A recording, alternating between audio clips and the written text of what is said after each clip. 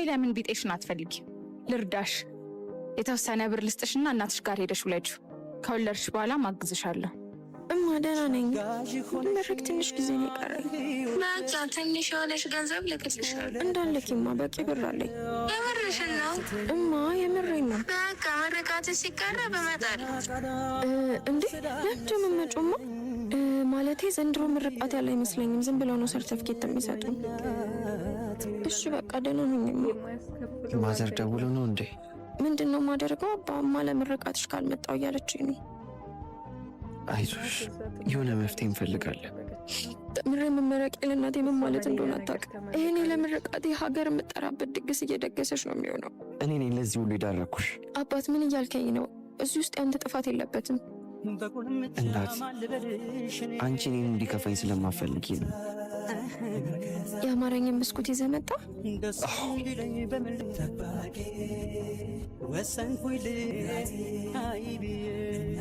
አለ ባለ ሁለት መኝታ የኔና የሚጭንልሽን መኪና ብቻ አዘጋጅ።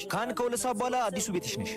እሺ ሸበላው፣ ማንኛውም ስራ አንተ እንደምታገናኝ ሰው ጠቁሞኝ ነው የመጣሁት። እኔ ቅቤው ከጨረቃ አፈር አምጣልኝ ብትለኝ አመጣልሃለሁ። ምን አይነት ስራ ነው የፈለከው? በማኔጅመንት ዲግሪ አለኝ። ታውታው ዲግሪ መጣ እኔ ጋር ትመጻደቅበት። ያንተ ዲግሪ እኔ ደላላው ጋር መጥቶ ስራ ከመፈለግ ታድጓል። ማንኛውም ስራ ይሁን መስተንግዶም ቢሆን። ምን ያለው ቀልደኛ ነህ እባክህ። ይሄን የመሰለ ቁመና ይዛ አስተናጋጅ ትላለህ? ለገጽታ ግንባታ የሚሆኑ ልብሶች እኔ ጋር ላጠብ። ከዛ ቆንጆ ስራ አስገባዋለሁ።